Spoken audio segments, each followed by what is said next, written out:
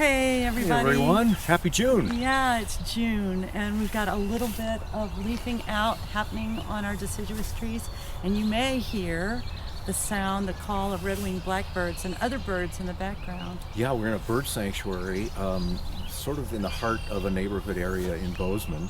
And it's green and it's spring, and we've been having a lot of moisture in April and May, which can sometimes get tedious, but also brings this lush rebirth to our doorstep every day. So it's quite beautiful. Yeah, and for all our friends, our kindred, our brothers and sisters in New Mexico, it's such a different story. Yeah. And so we're sending out good wishes for everybody who's in fire country right now. Yeah, and that kind of leads to our focus for this month and probably the next 2 months. And that is the question, who are you now? Who are you now? And we've been asking ourselves that, coming through and being still really in this continual upheaval with the COVID kind of as the baseline, and then political unrest and social injustice. And then we have the war in Ukraine, as you know. And then we have the shootings in Buffalo and in Uvalde. There's so much that is calling us to despair, really, and to great grief. Yeah, I think over the course of any life, there's an invitation to touch base with who are you in this world at this particular stage in your life, or these years, but when disruption happens, just like when disruption happens in the natural world, there's a reordering in the wake of that. And so to be really attentive to what's going on and what's going on in here, and aligning what's going on in here in a way that can help us ride this out and be a positive agent of change ultimately, that's a challenge. It's not an easy path. Well, and that's significantly because we're self-reflective creatures. Right. Right. We somehow got born with these brains that can think about being in bodies and having brains. Yeah. And then we use science, which is like a very cool activity, to try to understand things that we don't understand. And the good news and bad news is that we'll never be able to understand everything, ever, no matter how long humans last on this planet. Yeah, and the natural world, the animals, the birds, it isn't that they aren't paying attention to what's going on. In fact, they use sensory capacities that are so far beyond what we can do, with hearing, with sonar, with smell, and again, qualities that we really can't even imagine. But they're paying attention and reacting in the moment to what the reality is in that situation. And as Mary said, we tend to not only be able to perceive what's going on around us, but we put it into anxiety and concern and worry about what's going to happen in the past or in the future, and regrets about the past. So it really muddies the clarity, the potential for clarity. And at the same time, we can't help it, in many ways. We can. I heard a very wise person say, the only thing really, when it comes down to it, according to this person, and you can check it for yourself, that we have any control over is where we put our attention. Yeah.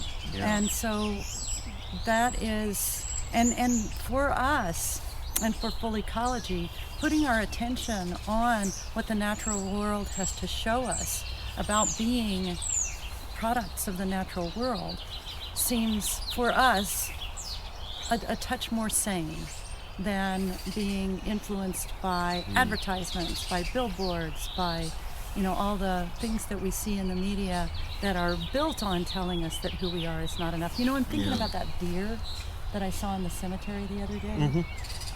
There was a deer walking through the cemetery, and her mouth was open just a little bit.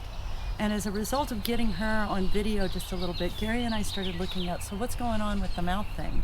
And it turns out that there's a gland in the roof of a deer's mouth that is called the Jacobson's gland, probably after some white guy who named it Jacobson's. You're welcome for that cocktail party intro. Yes, there you go. That's fantastic. But nonetheless, it is filled with sensory organs. And then there are other parts of the deer's makeup, including the way its nose is put together, that assist with that, so that a deer has way more sensory organs. We found out 27 billion, something like that. Don't quote me on that, but it's something like that. It's in the hundreds of millions at least. Yeah. It's a phenomenal. Way more than gland.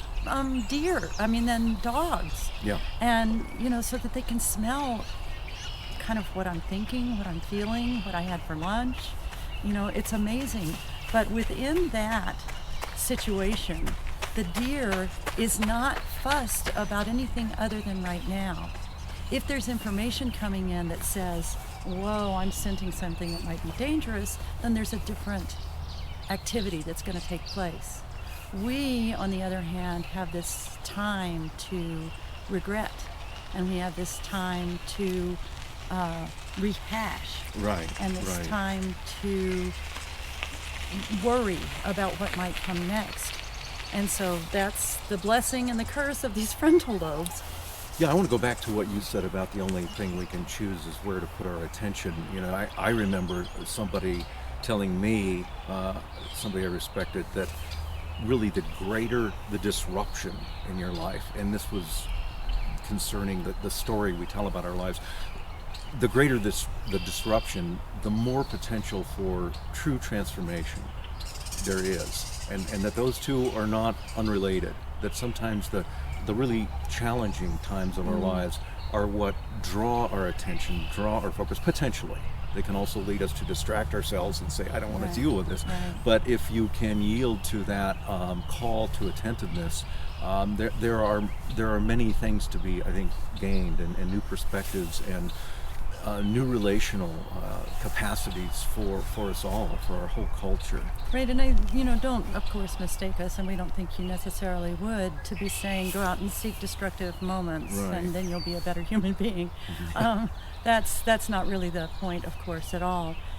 Life has a way of twisting and turning in ways that provide us disruptions, that offer us opportunities.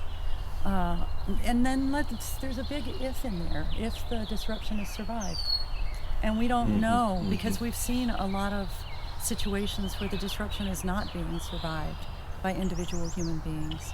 And we don't know what's really happening with climate change, but we do know we're right here, right now. So the questions are, what have you lost?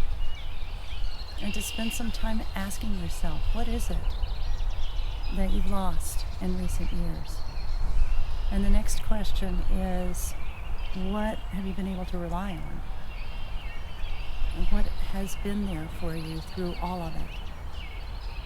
And the third thing is, what next? What inspires you? What are you inspired by, and what are you seeing for yourself? So, And I think that third question really is predicated on asking the first one initially. What have you lost? That is a way of sort of taking your own temperature. It's the animal equivalent of seeing what's really going on. And if you say, oh, I feel just so sad, I feel disappointed, I feel anxious, that's what's going on. You don't necessarily have to build stories around those feelings, but to have them flow and not be suppressed or denied or judged or whatever is the first step on the way to the third question, which is really quite exciting. yeah, and the question also, that first one, it's really, the feelings are more like weather, but the grief is the grief. And when huge loss or significant in any way loss happens, that's with you. It may not be with you forever, but the loss of a loved one, that's with you forever. There are things that you don't stop having some kind of feeling about, whether you wish to call it grief or not.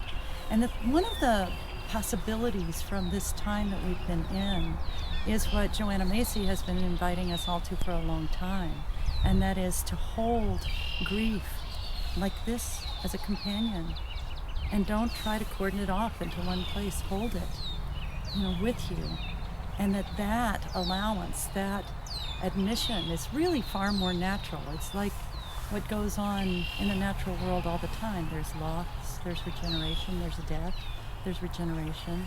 So holding the grief and watching the creativity that is more available when we do that So that's part of the question. Who are you around grief and loss? And I've heard you say, the reason we grieve is because we care.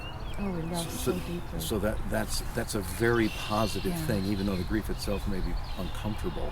The reason for the grief is the relationship that exists around the issue that's causing the grief. And don't forget, we're hardly the only ones who grieve. Lots of other creatures on this planet grieve, probably many more than we know, but certainly orcas and elephants and lions and wolves, and some of this I've witnessed myself, especially with wolves.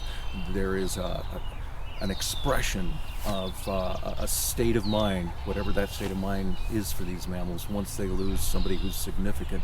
In the case of the wolves, it was an alpha female losing her longtime partner, alpha male partner. So yeah, we're not the only ones who go through this. Yeah, and I think that's comforting. We just recently saw some video that was taken of, and you all may have run across this, of a giant alpha baboon, right? Gorilla. It was a gorilla. It was a gorilla, really big mountain gorilla. silverback.